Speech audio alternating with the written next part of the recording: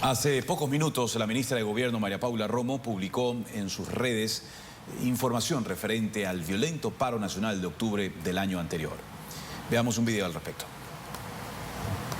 Ha pasado ya un año desde octubre.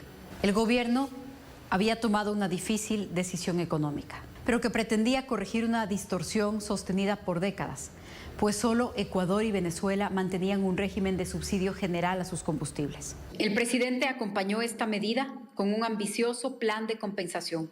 No solo el incremento en el bono de desarrollo humano, sino la asignación de una buena parte de estos nuevos recursos para la reactivación productiva, en particular la reactivación del campo. Pero no voy a referirme a la decisión económica, sino al rol que me tocó jugar a mí como ministra de Gobierno, encargada de la seguridad y el orden público. Cuando el gobierno toma la decisión, los representantes de los transportistas que ya conocían la medida y que estaban a la expectativa de nuevas tarifas, de manera sorprendente anuncian un paro nacional, un sector acostumbrado a presionar a toda la sociedad. 2 días de una huelga, de una paralización que se suspende cuando sus dirigentes son procesados por paralización de servicios públicos, por violar la ley. El movimiento indígena había anunciado una marcha para varios días después, pero sus manifestaciones se adelantaron y tan pronto se detuvo el paro del sector del transporte, empezó el bloqueo de vías en todo el país. Llegamos a tener 94 puntos viales bloqueados. Las medidas, las reacciones se convirtieron cada vez en respuestas más radicales y más violentas. Se usaron explosivos, hubo saqueos, agresiones a pequeños comerciantes. Millones de personas, millones de ecuatorianos se encontraron en la mitad de un enfrentamiento en el que todos perdimos.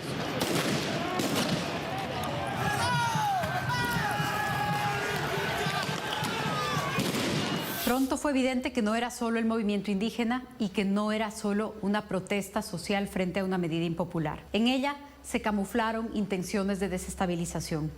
Grupos preparados con estrategia militar y que operaban con un nivel de violencia que no habíamos conocido nunca antes. Policías y militares secuestrados, periodistas secuestrados y agredidos, tanques de gas usados como explosivos. Los objetivos ya no eran solamente las edificaciones símbolo del poder político, sino las instituciones de control. Fueron atacadas las empresas que abastecían de agua potable a las ciudades, los pozos petroleros, las antenas de transmisión de la señal de radio y televisión en la Sierra Centro. Hasta las ambulancias fueron atacadas, ambulancias que transportaban personas heridas o que necesitaban atención médica. Esas ambulancias fueron impedidas de circular y eso también cobró vidas. El 9 de octubre se anunció una marcha compuesta principalmente por mujeres indígenas. Propusimos una ruta alternativa que evite el enfrentamiento con la policía y esa nueva ruta fue aceptada. La policía acompañó esta marcha pacífica hacia el centro de Quito y de regreso. Los grupos violentos no se conformaron con lo que había sucedido y provocaron enfrentamientos posteriores. Y esa noche empezó el ataque de las mentiras y las noticias falsas a través de mensajes de WhatsApp y de redes sociales. Durante los 11 días de bloqueo, identificamos y desmentimos solo desde el Ministerio de Gobierno 7.583 noticias falsas. Noticias falsas que se originaban extrañamente en determinados países, porque aquí también se jugaba una estrategia geopolítica.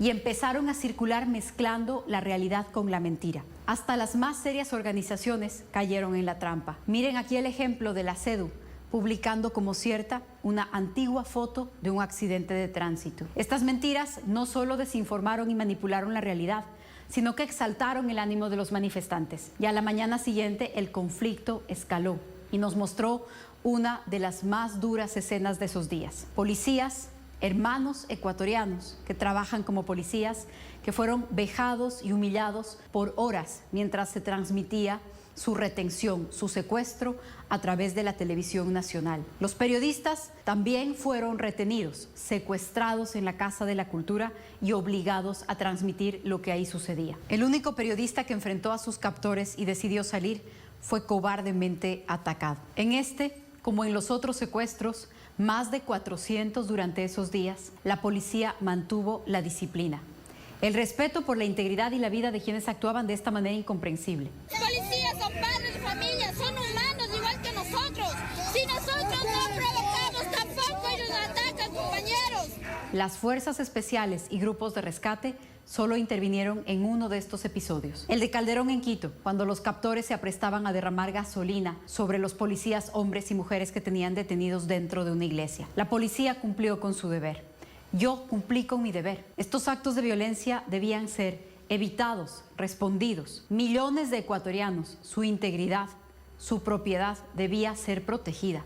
Esa es la tarea de la Policía Nacional. Sus instrucciones fueron claras. A pesar de la violencia y a pesar de las provocaciones, el conflicto sería tratado solo con fuerza disuasiva. Vimos que la policía actuó de una manera tranquila.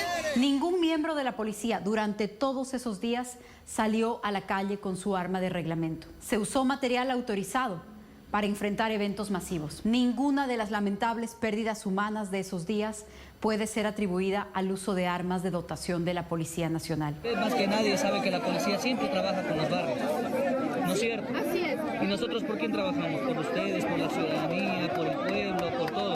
En el contexto de la protesta se perdieron vidas, sí, y el país entero las lloró y las llora. Es lamentable, debió haberse evitado. Lamento que haya sido atropellado Ángel Raúl Chilpe en Molleturo, en Azuay, por la angustia de un conductor que llevaba días atrapado, impedido de pasar porque los manifestantes cerraron el acceso desde y hacia la ciudad de Cuenca. Lamento la muerte de Silvia Mera Navarrete, madre de 2 niñas que regresaba a su casa una noche como pasajera en moto en Pedro Moncayo, y al chocar el conductor contra los obstáculos colocados en la vía como forma de protesta, el impacto le produjo una caída que le costó la vida.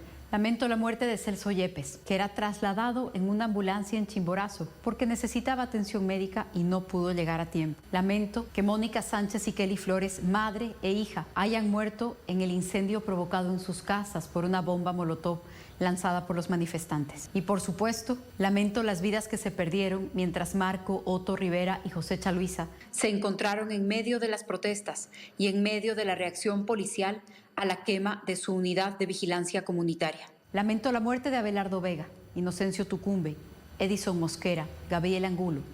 Perdieron sus vidas en el marco de la violencia terrible de esos días. De todos estos casos, 2 son analizados por la justicia, pero no hay uno solo en donde se haya disparado el arma de un policía. Todo este escenario, ya de por sí tremendamente violento, fue agravado por las mentiras y las distorsiones. Si no fuera lo suficientemente grave y doloroso lo que se estaba viviendo, instituciones como la Defensoría del Pueblo, que tendría que velar por la verdad, inventó casos de muertos y citó nombres de personas que nunca existieron.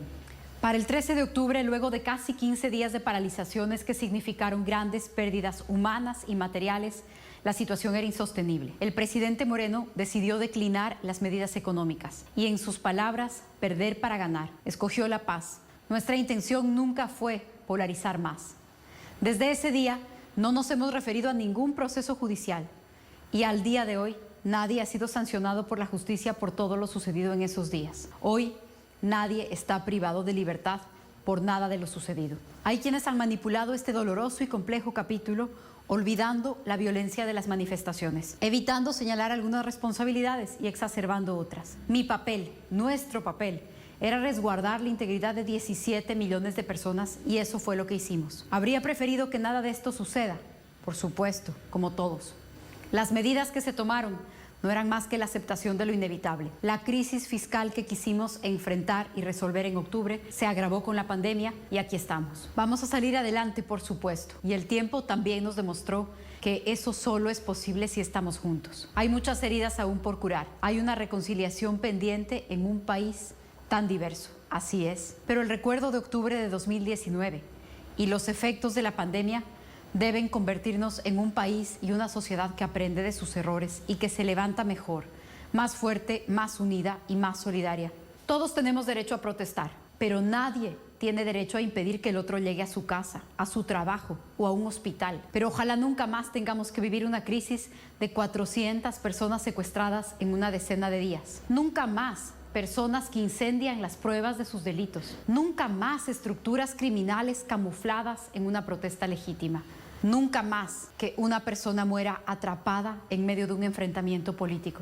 Que nuestro gran aprendizaje sea que vivir en democracia y en paz vale la pena y puede y debe ser nuestra más importante coincidencia.